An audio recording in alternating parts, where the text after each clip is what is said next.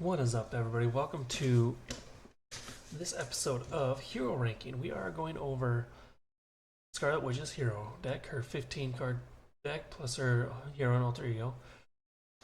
Please check out, if you haven't seen, the Digging Deep episode on her, where I take her through all four aspects against Sandman. I don't know if Sandman was a good choice, but regardless. So, please be aware that these cards are based off those four encounters against Sandman. So these cards could rank completely differently against other villains and different decks made. So take that into consideration. So we are going to start off right now. Hero. Start off with the hero as we normally do, which is going to be 4. Sorry, can't really get rid of Dr. Pepper here, but it is what it is. Alright, Scarlet Witch. She's a 2/1/2. Pretty decent style line. She's Avenger Mystic. Chaos Control, interrupt. When boost icons on an encounter card would be counted, discard top card of the encounter deck and count the numbers of boost icons on that card, limit once per phase. So this is a very good card because Scarlet Witch wants to manipulate kind of the encounter deck, but more so the boost icons on those cards. That's what she wants to use against the villain. So I bump this as a 4 because, I mean, based on what, like, is it Chaos Magic? Is that what I'm thinking? Or Hexbolt? Hexbolt. This is a very good ability. This is why this is a 4, because it really bumps her up. She's also hand size 5 and hit points 10. Still pretty good. Alter Ego is also a 4. I think it's my first pairing where they're both 4s. 1 max 3 recovery. That's normal. Mystic Superpowered Siblings. Action. Discard 2 cards from your hand. Draw 2 cards. Draw 3 cards instead of Pietro Maximoff is in play. Limit once per round. This is also very good because you, instead of manipulating the encounter deck, you're manipulating your own hand. If you don't want these 2 cards, you can discard them and draw 2 cards. Well, are they going to be good? Don't really know, but there you go. And if you get Pietro out there, you can draw 3 instead, so you're gaining a card at this point, which really bumps it up. Now we are moving on to Quicksilver. Quicksilver, what did I put Matt? I put him as a 3. Oh, he's not on there. Gotta hit the button.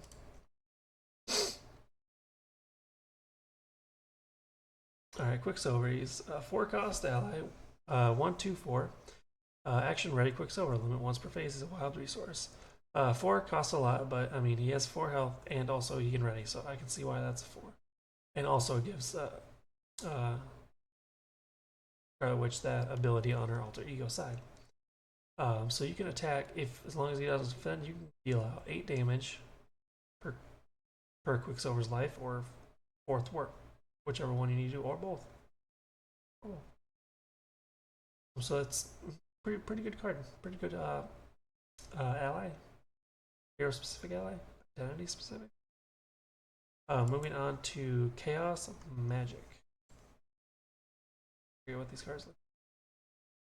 Okay. Chaos Magic I put as a 3. 0 cost event. That's a spell superpower. Hero action. Play a card from your hand, ignoring its resource cost. Discard cards from the top of the encounter deck equal to that card's printed resource. It's a wild resource. So basically you can play any card from your hand, and all you have to do is discard cards from the encounter deck. So you could get out Nick Fury by just playing this. So it's just costing you 2 cards out of your 5 or 6 card hand limit, and being able to drop some more cards, or using her own cards for this as well. You want to play multiples of Hexbolt, for instance. So very good card, very good card. Moving on to Hexbolt itself is a 4. I think this is the heart of her cards, really. It's a 2 cost event. Spell superpower, hero action. Discard the top 3 cards of the encounter deck. For each card discarded this way, that boost icons equal to 0, deal 2 damage to an enemy. 1, remove 2 threat from the scheme. 2, draw 1 card. 3 plus, place a status card on a character.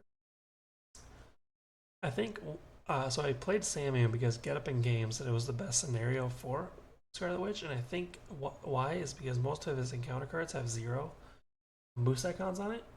So if you play this, you'd constantly get more damage than anything else. Moving on though, it's a mental resource. So there's 4 of these in the deck, and you can use Scarlet Witch's ability to, if you don't like one of the cards you draw, you can simply draw the next one and use that. So it says discard the top 3 cards. A question I have on it is, do I discard one at a time, or do I take all 3 and look at them at that moment and decide what I want to do? Does that make sense? Because I mean, if you're drawing all 3 at the same time, can you use Scarlet Witch's ability to discard one of them and draw the next, which would be the 4th card? That's a question I'll have to look into.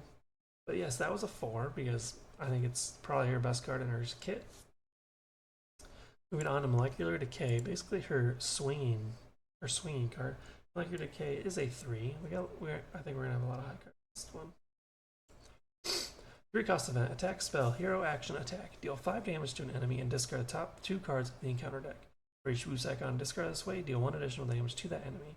It's an energy resource, so it costs 3 cards and it's 5 damage plus whatever additional boost icons you get. So this could be 5 to, what's the most? 3? 8? 5 to 8 for 3 costs? Fairly decent card. I think there's only 2 of them in here. I don't think it's her best card because, like I said, facing against Sandman, you're not going to get very many boost icons with it. But 5 damage is still a good chunk, but for 3 cost, I don't know. I think I'd rather play Hexbolt. Moving on to Warp Reality. This looks like. Okay, Warp Reality. Warp Reality is a 3. 1 cost event, spell superpower. Hero Interrupt. Counter card is revealed from the encounter deck. Cancel all of its effects and discard it. Discards cards from the top of the encounter deck equal to the number of boost icons on the card. Strength resource. Another reason why it's Sandman, because like I said, he has 0, so this card really won't do much. But like I've said in previous games and stuff, I'm not a big fan of manipulating the encounter deck very well. This is a little, not this card, but her deck is a little different because you're manipulating the boost icons and not so much as the cards themselves. Makes sense?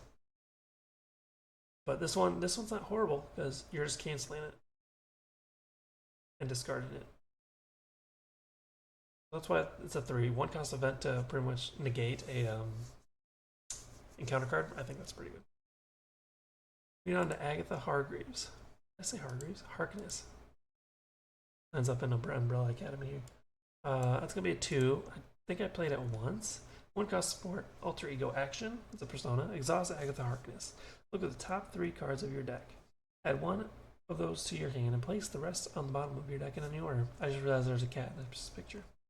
Anywho, this is pretty much everything on Scarlet Witch's alter ego side of manipulating her own deck, which is not a bad ability, but I didn't get her out enough.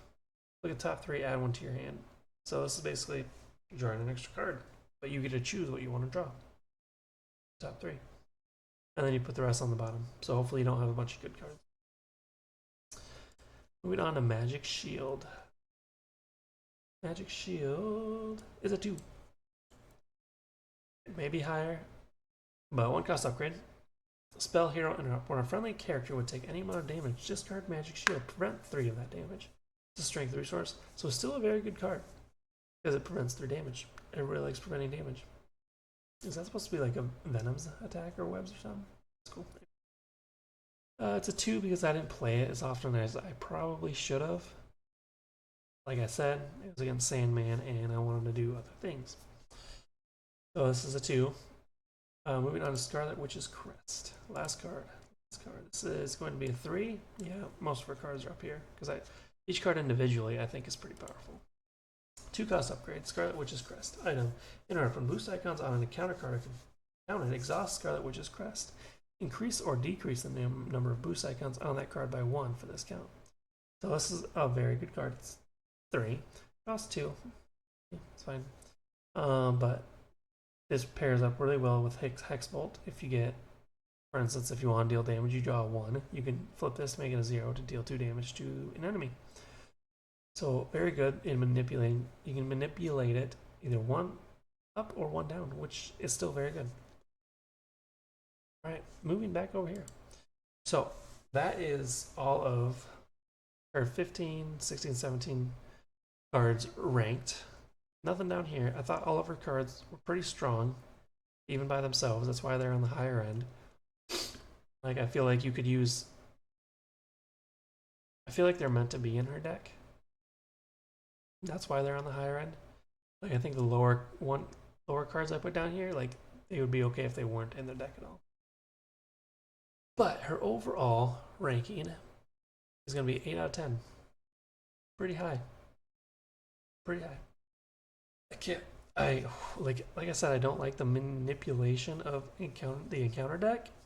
So I don't know if I'm gonna bring her to the table as often, but as always, I can't wait to do it. Let me know in the comments what you think of each of her cards, if you would rank one card higher or lower, or what your rank out of 10 is. Other than that, thanks for sticking around. Thanks for watching these as they come out every week. Otherwise, I will see you next time. Deuces.